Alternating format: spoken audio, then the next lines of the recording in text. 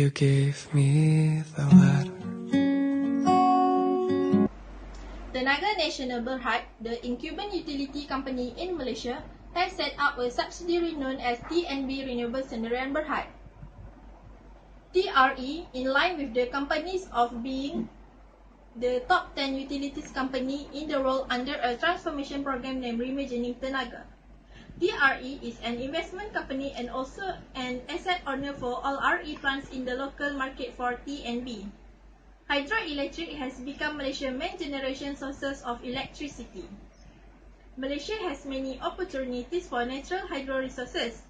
This is primarily due to its unique geographical benefit, given that Malaysia has 189 rivers with a total length of about 57,300 km. Hydropower generation accounts for 30% of Malaysian overall electricity output in 2016. The majority of hydroelectric power stations that exceed 30 MW have been built by the incumbent utility company, which has recently completed Hulu Terengganu 250 MW and Hulu Jelai 382 MW in the state of Pahang. The majority of the hydro plants in the system are used as peak plants, and the facilities are carefully designed to take into account the higher water levels during the monsoon season. Malaysia is rich in hydroelectric potential with year-round high temperature and humidity plus a high amount of rainfall. TNB is traditionally the developer for large hydro in Malaysia, including the Kenyir Hydro Power Station in Terengganu. Sungai Perak Hydro Scheme consists of Temenggor, Bersia, Kenering, Cendorong, Sungai Piah Hydro Power Station in Perak, Cameron Highlands Hydro Power Station in Pahang, and Pergau in Kelantan. Several challenges and risks were established from previous experience in building hydropower stations in Malaysia. These include ensuring that the selected site has sufficient water capacity for the produced targeted energy, as well as problem of sedimentation that could affect the machine efficiency. In fact, an excess of building construction costs will influence the entire economics of the project. Assalamualaikum. My name is Nazihah and my ID matrix is S50548. So today I want to explain about the advantages and disadvantages of hydroelectric energy. First, fuel is not burned, so there is minimal pollution. Second, nature is providing free water to run the power plant. Third, hydropower plant plays a major role in reducing greenhouse gases emissions. Fourth, low operation and maintenance costs. 5, the technology is reliable and proven over time, and also water can be restored and waited to be used at the peak time. And of course, the most importantly, it is a renewable energy. Rainfall renews the water in reservoirs. The fuel is almost always there. Also, dams are very instrumental in replenishing the groundwater table in surrounding areas. It does this by holding the water so the water seeps down slowly. Usually, the area around the dams and the channels through which the water flow are lush green and fertile. This is also true in the desert like Rajasthan, India, where bunds were created to replenish the water table and even dry the wells of the area. The disadvantages of hydroelectric energy are the construction is really expensive.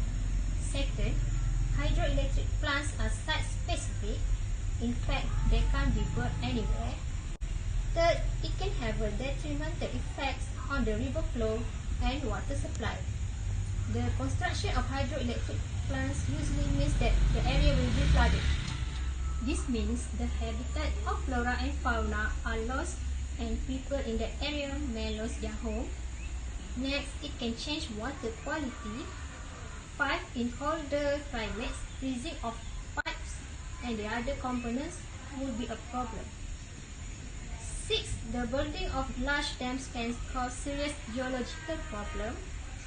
For example, the building of the Hoover Dam in the USA triggered a number of earthquakes and has depressed the earth's surface at this location.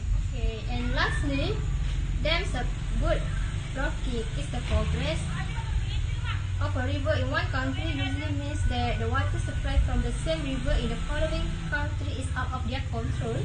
This can lead to serious problems between neighboring countries. So that's all from me. Thank you. Assalamualaikum warahmatullahi wabarakatuh. My name is Nazihah Hamid. My metric number is S50731. Okay, I will explain to you about the method or system or design involved in the hydropower or hydroelectric.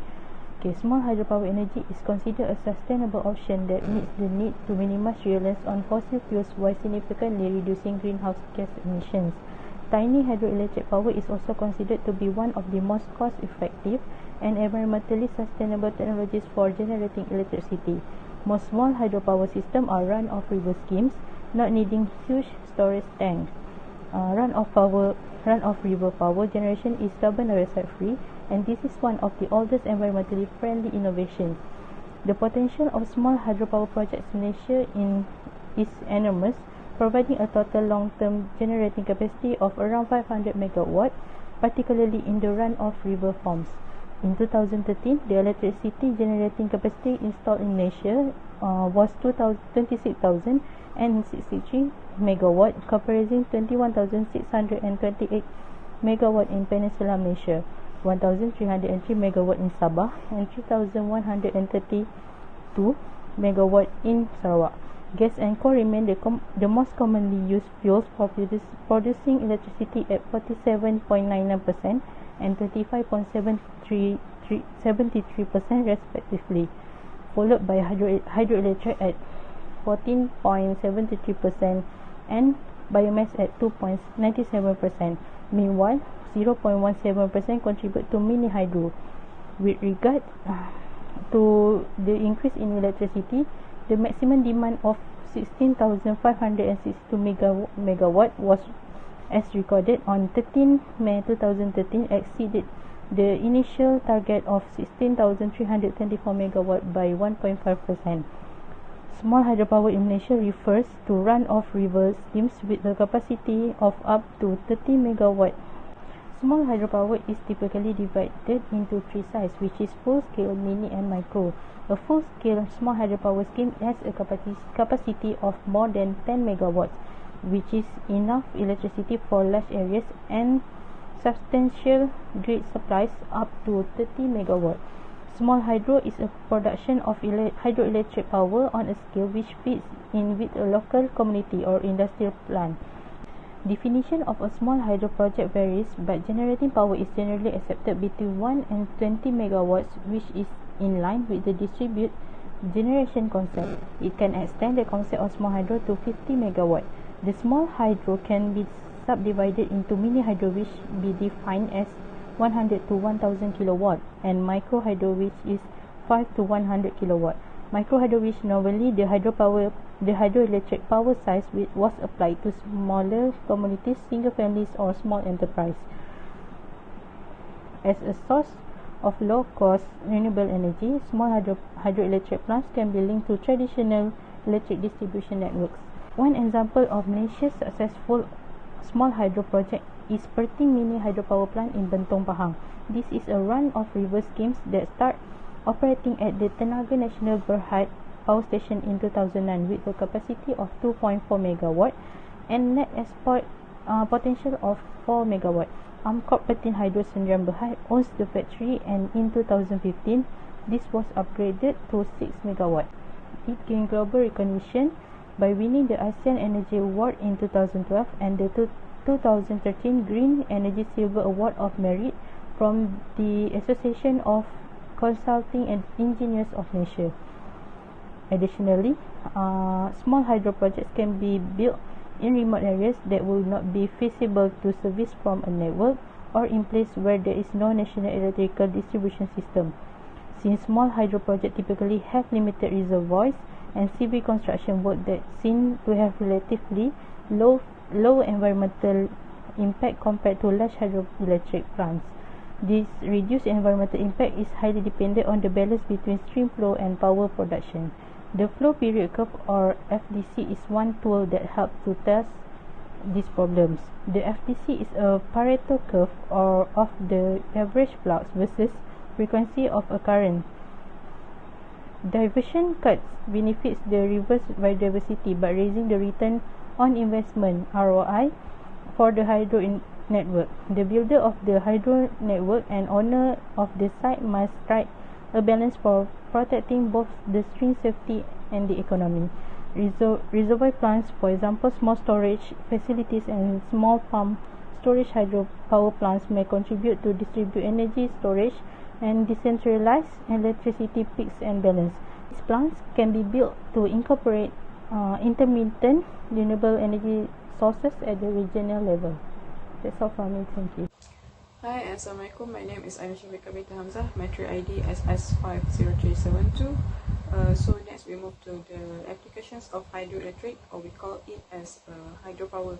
Hydropower is energy collected from flowing water that's converted into electricity or used to power machinery.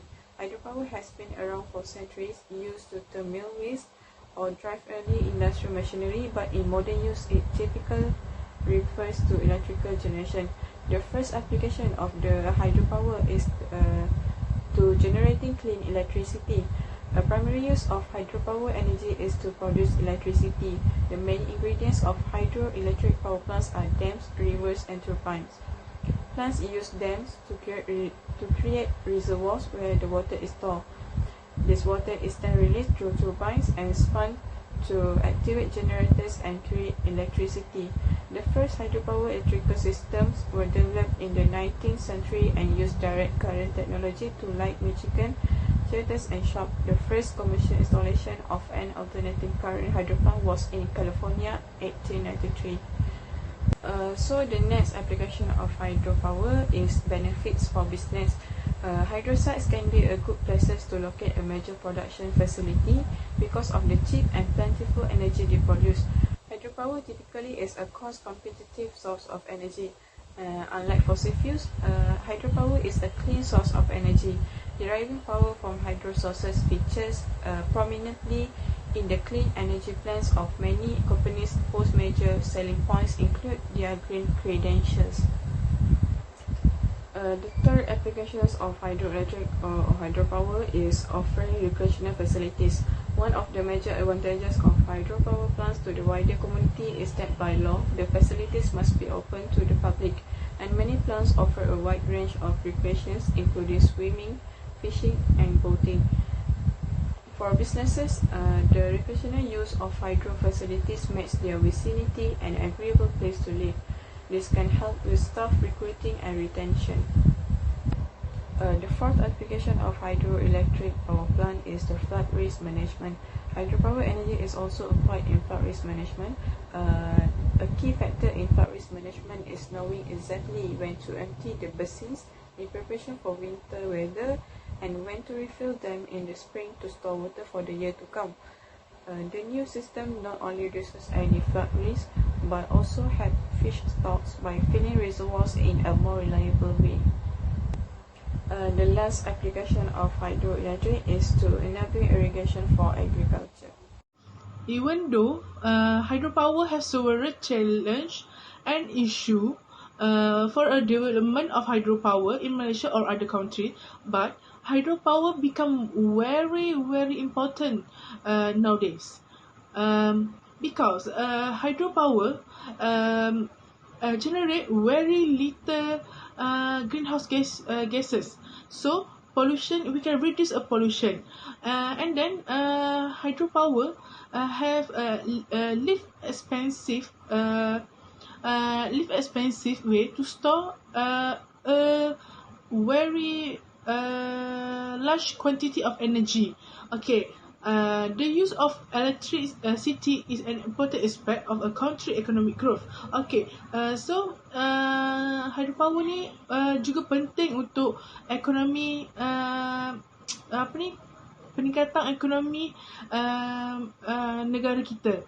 Okay, And then hydropower can improve our living standards, especially dalam developed country.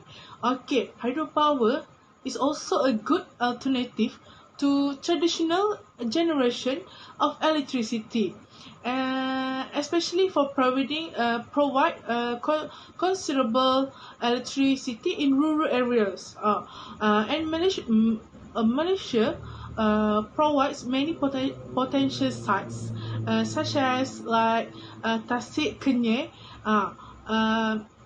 for run of river for small hydropower with its mountainous topography and abundance of stream flowing down to the foothills. So, in conclusion, we must appreciate what God give to us. So we must use the energy that good Allah give to us very orang kata macam bersyukurlah dengan apa yang ada untuk sekarang.